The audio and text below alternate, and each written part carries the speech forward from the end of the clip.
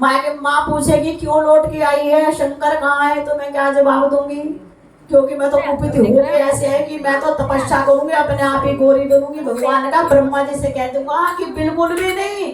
वो शारदा कहेगी देखो देखो क्या घर में इनके हलचल है। अरे वो पार्वती भगवान शंकर को पसंद ही नहीं है। अब मेरे पति ने गोरी बनाई तब अपने पति को भाई मेरे पति ने गोरी बनाई तब अपने पति को भाई। तो इसलिए मेरी तो नाक कट जाएगी और शारदा समझेगा हंसी कि मैं विष्णु जी कह दूंगा, उनसे तो बिल्कुल भी नहीं कहना।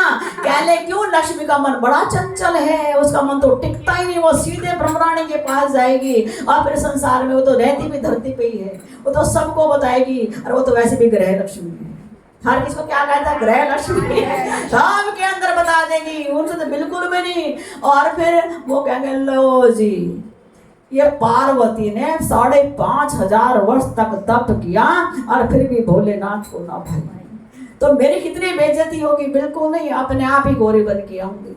तो मायके में नहीं गई, गंगा अवतीर्ण स्थल पे गई, क्योंकि फिर माँ बाप को दुख होगा। मैं हाथ, क्योंकि मेरी माँ ने तो पहले कहा था जब विदाई दी थी, भोलेनाथ कुछ भी हो जाए मेरी पार्वती का त्याग मत करना, जैसे सती का त्याग किया था ऐसे त्याग मत करना। कुछ गलती होगी हमें बता देना, हम अपनी बिटिया को समझा दें, कुछ दिन घर ले आएंगे और फिर कुछ ऐसी बात होगी हम आपके घर के काम काज कर दिया करेंगे, दासी बन जाएंगे, आपके घर के नौकर बन जाएंगे, पर हमारी पार्वती का त्याग ऐसे मत करना जैसे आपने सती महारानी का त्याग किया था।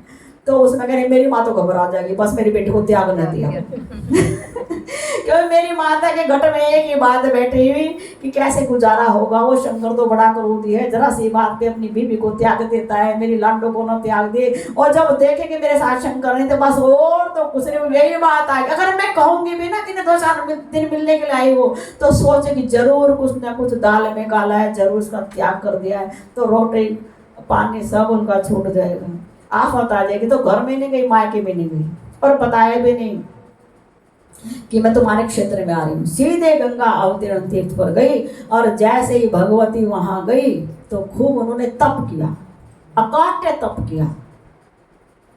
वो जब तप से रोज नहाती थी और रोज तप करती थी, तो तप करते करते एक राक्षस के मन में आया ऐसा खा जाऊं। तो असुरों को पता लग गया माँ वे तप कर रही हैं, तो इनके तप में विघ्न डाल दो। तो एक राक्षस आया और शेर का रूप बना करके दुर्गा को खाने के लिए चला। हाउ हो हप हप हाउ हाउ हप हप करते चिंगाड़ते हुए बहुत करके, और दुर्गा मैया तप में लीन थी। अब तो 15-20 दिन हो गए, 1 महीना हो गया, वो तो तप में लीन इतनी की आंख खोले ही ना। तो जैसे शेर उनको खाने के लिए चला, शेर की हिंसा वृत्ति मिट गई और वो उनका भक्त बन गया। अब वो शेर उनके पास बैठा रहता था।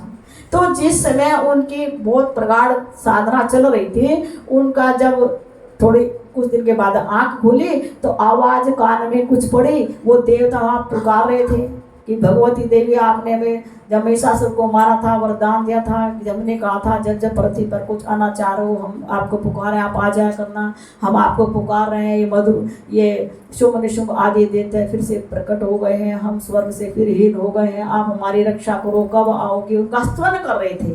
तो वो आवाज माता भगवती के कान में आई। तो जब वो तप करके उठी थी और वो अंदर ऊर्जा तो बहुत भरी हुई थी और गौरी बनने के लिए तप चल रहा था, तो उस समय जब देवताओं की आवाज कान में पड़ी तो उस समय उनके बदन, जब उन्होंने पूछा है देवताओं दूसरी ओर जाकर के, इस ओर तो देवी का तप चल रहा था गंगा के इस तरफ, तट के उस पार देवता तप कर रहे थे। तो देवों से जाकर के पूछा किस हेतु तप कर रहे हो, क्या समस्या है? तब उनका महामाया भगवती को पुकार रहे हैं, क्योंकि उन्होंने एक वरदान मांग रखा है कि अयोनिजा कन्या से ही हमारा वध हो, अन्यथा नहीं। तो उनको अच्छा इतना परेशान किया हुआ है सब देवों को, अभी देखती हूँ कौन तुम्हें कुछ कह सकता है। इतना कह करके माँ भगवती के अंदर भूकंप आया और उनके रोम रोम से तेज निकल करके सारा तेज इकट्ठा हो गया, और उनका काला रंग, भगवती पार्वती का काला रंग भी उस तेज में शामिल होकर के एक देवी के रूप में, कन्या के रूप में परिणित हो गया। वही क्योंकि उनके एक एक रोम कूप से, उनके कोषों से ऊर्जा उसका निर्माण हुआ था उस देवी की संरचना का। तो उनका नाम कौशिकी बना और उनका नाम काली भी पड़ा। 5 जगह काली का आविष्कार हुआ, वो सारी बातें आपको बताएंगे। एक तो काली वही भद्रकाली कि भोलेनाथ ने जटा उखाड़ी, उसके हो गए 2 टुकड़े, एक भाग से वीरभद्र, दूसरे से भद्रकाली प्रकट। एक तो भद्रकाली तब पैदा हुई थी, हाँ सती के उसमें। और एक काली अब भगवती पार्वती, क्योंकि गोरी होने के लिए तप करने गई थी, अब तो गोरी होकर ही मुँह दिखाऊंगी तभी आपके पास लौट करके आऊंगी। तो अब भगवती माता का जितना भी श्याम रंग था, जितना भी काला रंग था, उस कन्या में आ गया, वो काले रंग की होकर भगवती माता गौरी बन गई। और तब से इनका नाम गौरी पड़ा। पहले ने बचपन का नाम इनका काली और प्यार का नाम है लल्लू। तो जिस समय मातृ कोश की प्रकट हुई, सब देवताओं ने उनकी स्तुति की। तो आज ये हम भी माँ भगवती कोश का स्वागत करते हैं।